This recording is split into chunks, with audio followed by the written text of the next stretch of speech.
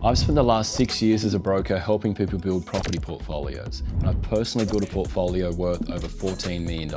Along the way, there are a handful of lessons that come up time and time again for me and my clients. So in this video, I'm going to share the 7 lessons I wish I knew before I started building wealth through property. Number 1, debt is a tool and not something to be afraid of. Looking at debt was something that probably scared me off investing for a couple of years. And what it took was me actually understanding the difference between good debt and bad debt. And really, to summarize that, is good debt is investment debt, where we're looking to get benefits from. And bad debt, like home loan debt, credit card debt, personal loan debt, is something where we don't get any benefits from.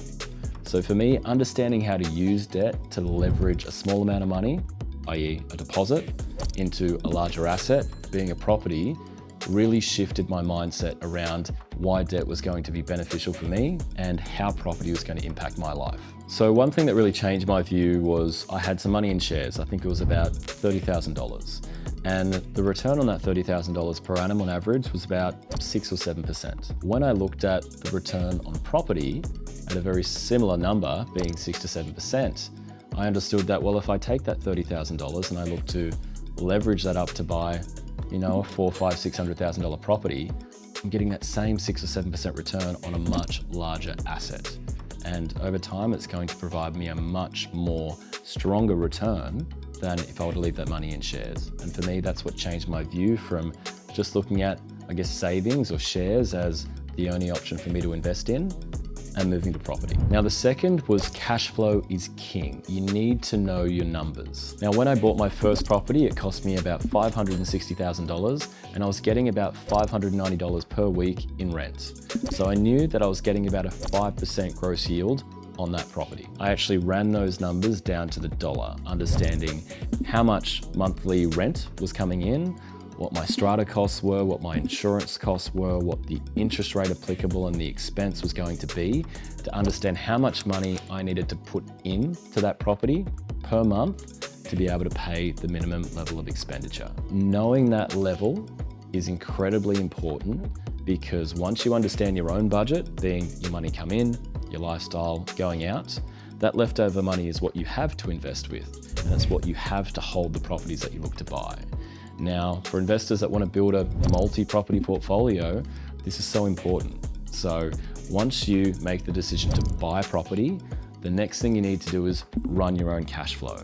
Understand what your net cash flow is after all your expenses and what you can afford to put into property, because knowing that number is going to help you buy the right assets that are going to fit into your investment strategy. Now, the third is investing in getting advice and not just seeking it all out yourself. Now, when I started investing, there wasn't as many resources as there are today. You've got YouTube, you've got Instagram, you've got a lot of guys out there doing the actual business of property that you can learn from.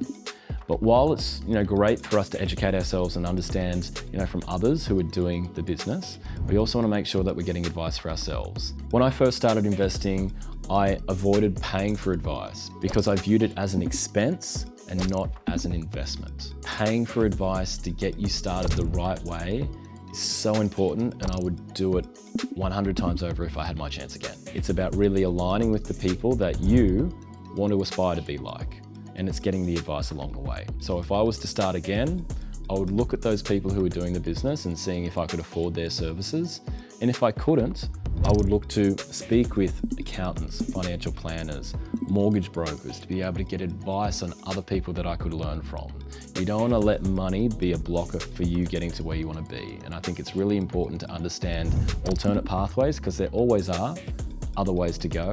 But continuing to invest in yourself and getting the right advice along the way in your property journey is so important. Number 4, borrowing capacity is an asset. You need to protect it. This is something I learned the hard way.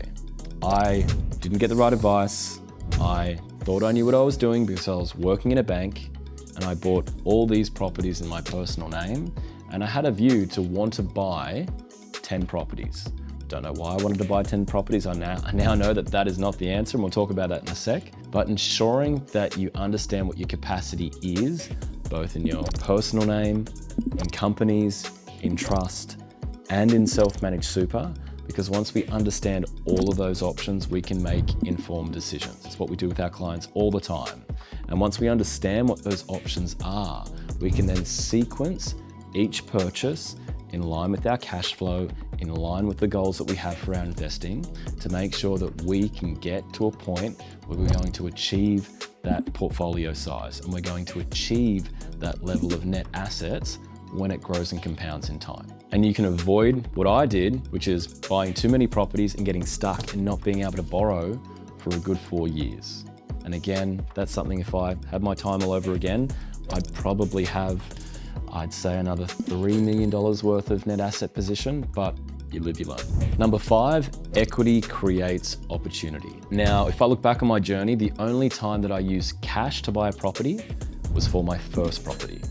Every other property I bought after that, I used equity. Throughout that journey, I also bought a business, which helped bring about more income that I was able to use to buy more properties in time. And the only reason I could buy that business is because I had the equity in my portfolio to be able to extract and then look to invest. So again, getting in early allows you to build a larger portfolio, and we enjoy that benefits of compound growth over time.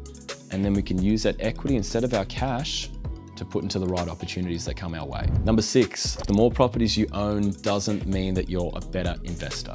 There is so much talk online about I've got X amount of properties, I've got Y amount of properties, and it doesn't actually matter. It's all about the dollar size of assets that you have in the market and the quality of those assets and how they're going to provide you that long-term capital growth over time. I talk to clients all the time about treating your investing as a business. Every asset you buy, you need to have a plan for it. And that plan needs to fit into the plan for the other assets that you're looking to acquire or that you already have. Buying property without a plan is just like pissing in the wind. We have no idea what's going to happen. So if I look at my journey and where I wanted to buy 10 properties when I first started to invest, the actual goal that I had was earning $100,000 passive income from property. So 10 properties doesn't guarantee that I'm going to get there. It's the dollar value of the properties that I buy and the timeline that I hold them for and the cash flow that I look to generate from those properties if I'm adding second dwellings to them or I'm looking to deleverage in time to open up cash flow. So for me, again, starting with the end in mind and getting really clear on what that end goal is allows you to treat your investing like a business and ensure that every asset has a place that's working towards that end goal. This leads me into my last point, starting with the end in mind. Now, when I had that goal of wanting to earn $100,000, I wanted it tomorrow, and that's not realistic.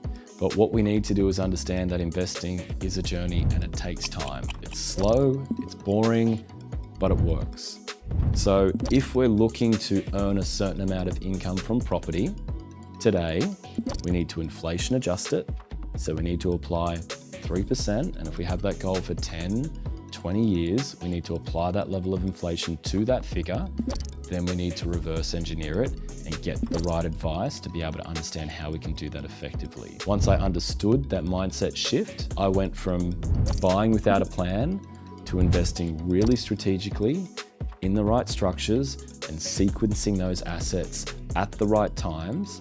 And it's built me a foundation that's going to continue to serve my goals in the future. If there's one thing I'd leave you with, it's this. Building wealth is about understanding your end goals and consistently taking aligned action over a long period of time. And if you'd like help understanding your next move, we do this every day with clients just like you. So feel free to get in touch. We'd love to see how we can help.